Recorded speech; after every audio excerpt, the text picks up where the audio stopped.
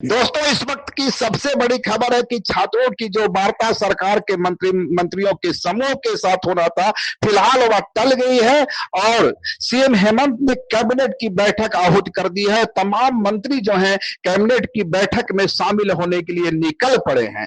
इस प्रकार से छात्र जो स्टेट गेस्ट हाउस में पहुंच रहे थे, छात्र के प्रतिनिधि पहुंच रहे थे, इस आशा के साथ पहुंच रहे थे कि मंत्रियों के साथ उनकी वार्ता होगी, वह फिलहाल टलती हुई नजर आ रही है। देखना होगा कैबिनेट की बैठक के बाद फिर से वार्ता होती है या छात्रों की आज मंत्रिमंडल मंत्रियों के साथ वार्ता होनी थी, लेकिन ठीक उसके पहले सीआईडी ने जेएसीसी कार्यालय में छापेमारी की शुरुआत कर दी। सुधीर गुप्ता जो जेएसीसी के अध्यक्ष है, उनके आवास तक सीआईडी पहुंच गई और वहां दस्तावेजों को खंगालने की बात कही जा रही है। दावे यह भी आ रहे हैं कि सीआईडी जो है सुधीर गुप्ता से पूछताछ कर रही है। तो इस दिशा में इस वक्त की सबसे बड़ी खबर यही है कि एक तरफ सीआईडी की टीम जेएसीसी कार्यालय पहुंच चुकी है, छापेमारी कर रही है, सुधीर गुप्ता के आवास में छापेमारी कर रही है।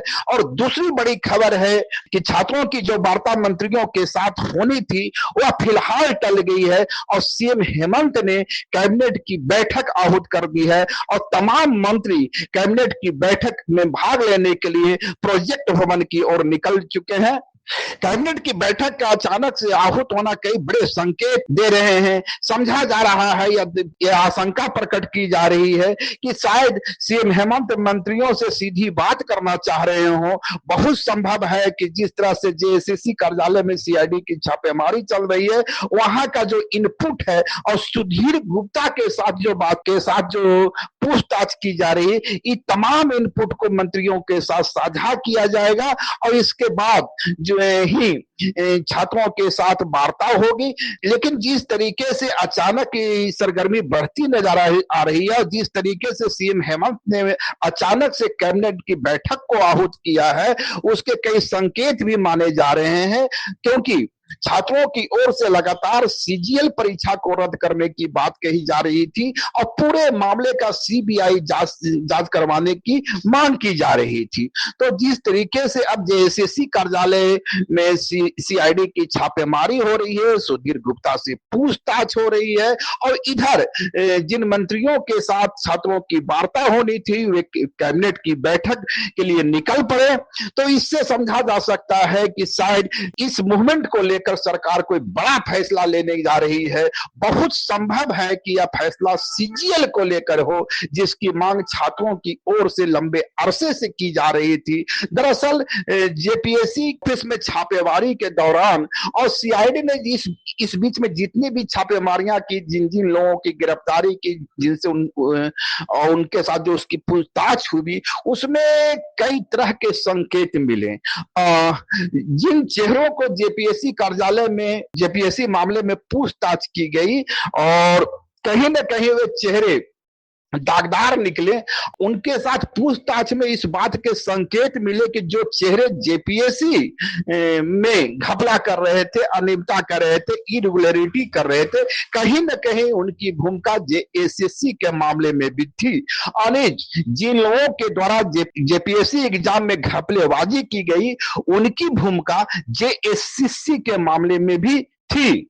शायद इसी आधार पर सीआईडी ने जो पिछले इनपुट थे उसके आधार पर यह पूछताछ की और अब जो है कहा जा सकता है कि सीजीएल परीक्षा की जो रद्द करने की जो मांग होती रही है, कहीं ना कहीं सरकार उसके बहुत करीब पहुंचती दिख रही है। हालांकि देखना होगा कि आज की कैबिनेट बैठक के बाद जब एक बार फिर से छात्रों के साथ सरकार की वार्ता होती है, मंत्रियों की वार्ता होती है, तब क्या सामने आता है। लेकिन इस बात के संकेत मिल रहे हैं कि जिस तरीके से जेपीएससी कार्यालय तक सीआईडी पहुंची है, सुधीर गुप्ता के आवास में दस्तावेजों को खंगाला गया है और जिस तरीके से अचानक से वार्ता को स्थगित करते हुए कैबिनेट की बैठक आहूत की गई है, तो संकेत इस बात के हैं कि शायद कोई बड़ी ब्रेकिंग खबर सुनने को मिले। बहुत संभव है कि सीजीएल की परीक्षा जिसको रद्द करने की मांग की जाती रही है, सरकार उस पर कोई बड़ा फैसला ले ले।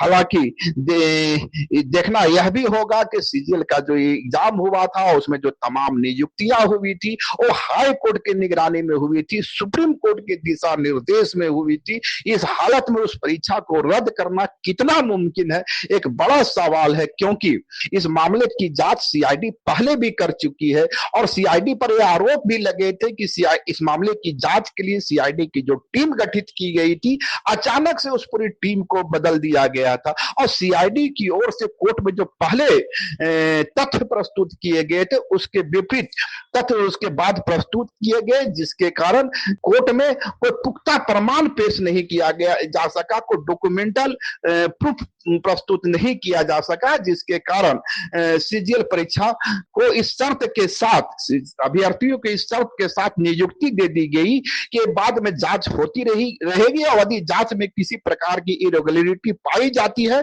तो आपकी सेवा समाप्त कर दी जाएगी। तो बहुत संभव है कि उसी को आधार बनाते हुए शायद सरकार कोई फैसला ले।